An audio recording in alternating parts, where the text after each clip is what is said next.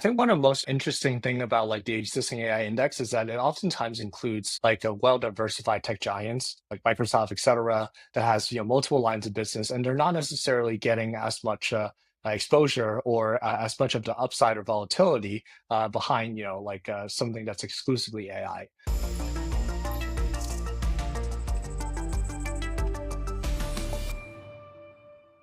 We all want to believe in something. In Chinese, belief also means trust. We want to trust our systems and each other so we can build a future beyond what we know. Join us at Consensus Hong Kong, where belief becomes real. Hello and welcome to Markets Daily, hosted by me, Jen Sanasi. On this show, we navigate the crypto waters, providing insights against the broader financial landscape. So, whether you're actively investing or simply watching the crypto markets because they are insane sometimes, this show is your compass to understanding what's happened, where we are, and where we're going. On today's show, we have Injective Labs CEO and co founder Eric Chen. Eric, it's wonderful to see you again. Thanks so much for having me.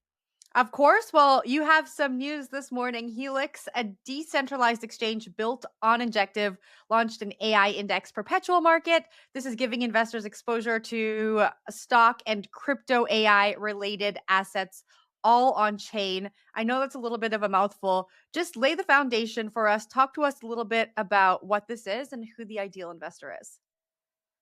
Yeah, I mean, this is under the backdrop of BlackRock, Larry Fink saying that he wants to see the SEC approving tokenization of bonds and stocks, and recently the very very bullish statement from Jerome Powell on seeing a future for banks and traditional institutions to do more within the crypto space. So I think it all comes very much in time for Injective to launch this Helix AI index product in collaboration with Stork. It's really the first showcase for this type of innovation where we have uniquely combined the largest Web2 AI companies today, such as NVIDIA and Palantir, alongside with some of the most prominent Web3 AI tokens like BitTensor, INJ, et cetera, into one very intuitive and balanced structured product. I want to talk a little bit about Larry Fink's comments there. Like you mentioned, he said he wants to see the SEC approving the tokenization of bonds and stocks.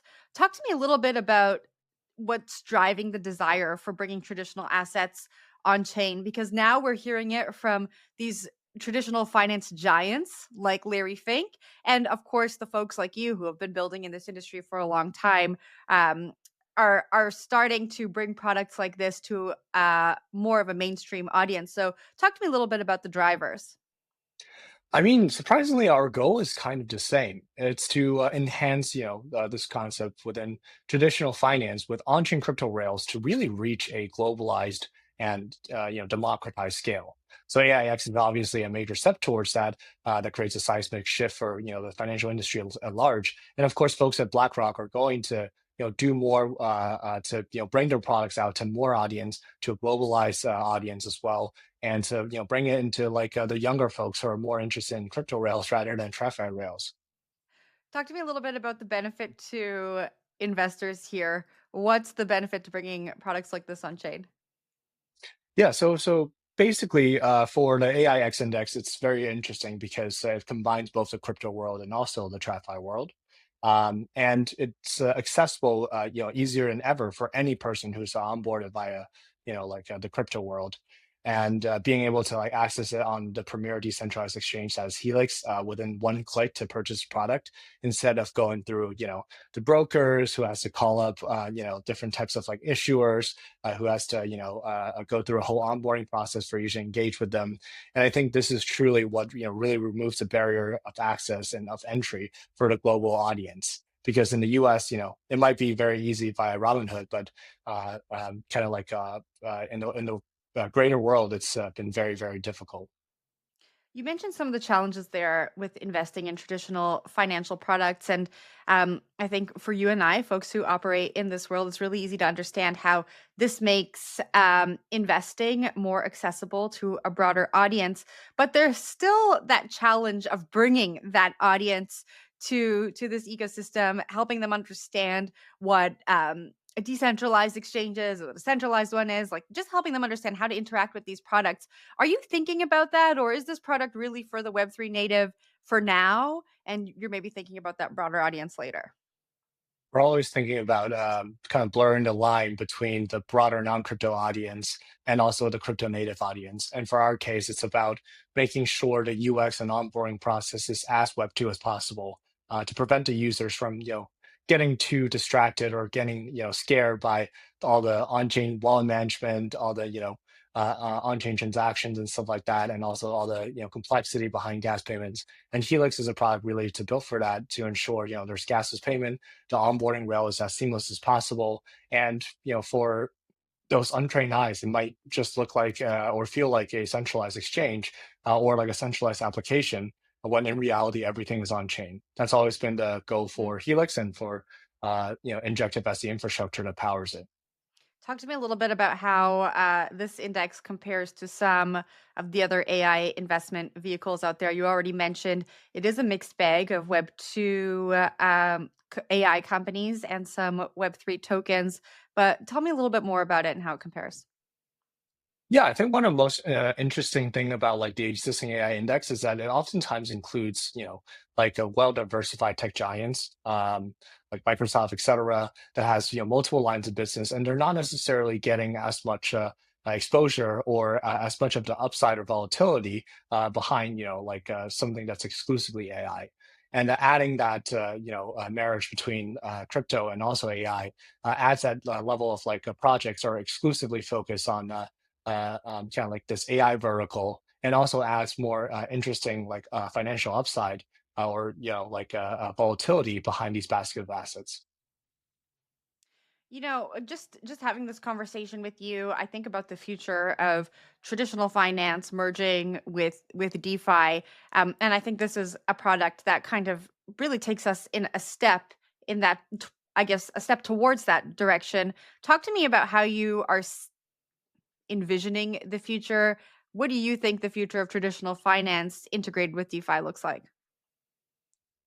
Yeah, I think it's about this unified platform where you can, access any type of crypto asset alongside with any type of traditional real world assets or different types of equity, different types of bonds, notes, commodities and futures, et cetera, all unified under one platform via the same type of onboarding rail and payment rail, et cetera. And there's going to be certainly like an application that can power all that while being fully on chain or being fully decentralized, where users can self custody and don't need to trust anyone. When do we get to that future? We're building towards it. Maybe it's a lot sooner than we thought.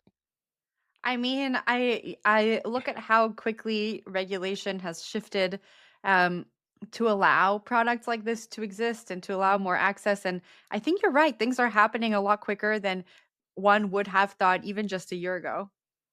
Yeah, it's almost very much of a dream come true for all of us. It's very slowly and then very quickly. Yeah. There's a lot of hype around AI right now. You obviously know this. There have been a bunch of AI stories that have come out this week. There's a lot of hype around AI focused tokens in Web3. Just yesterday on this show, we talked about one of them, the VVV token that's attached to Eric Voorhees' project Venice. If we just broaden the conversation out here, I mean, you operate very deeply in this space. How should folks who are looking to invest in this space, navigate hype versus determining real value? Do you have any thoughts around that? I think it's very tough as an average investor or those who has a lot on their plate in their day-to-day lives to like really truly unearth what is hype and what is like a true fundamental value. Typically, it requires a lot of research. It requires you to discern like overhyped projects from like projects that are delivering fundamental value. So general like the trick around that for like a lot of the institutional investors, et cetera, that faces similar problem at a different scale is diversify, diversify, diversify. It's about accessing like a basket of products that are perhaps pre-constructed, or accessing like as many assets as possible over like various financial profile or like asset profile, and make sure that you get a very diversified exposure rather than a concentrated exposure where the volatility of it or the lack of research might create significant risk. We talked a little bit about one of your target investors being retail. Are you seeing an interest from institutions in a product like this? All the time. There's been a lot of institutional partners are very much interested in, and I believe has already been market making and providing liquidity for these type of index products. And a lot of them are also looking into allocating for these type of index products. And obviously, Injective is very much institution forward. It already has, some of the top institutions that are like crypto enabled to be engaging and trading and also investing on top of the injected blockchain. So I think it's about taking care of like both roles of the user base, both the institutional side and also the retail user side.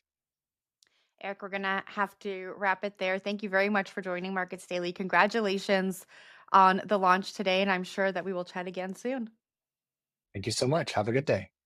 And thank you to our audience for watching Markets Daily, for listening to Markets Daily. If you don't already do it, subscribe to the CoinDesk Podcast Network. That is available on all podcast platforms. And if you prefer watching our shows, we are on YouTube. Subscribe there, give us a thumbs up, and we'll see you tomorrow.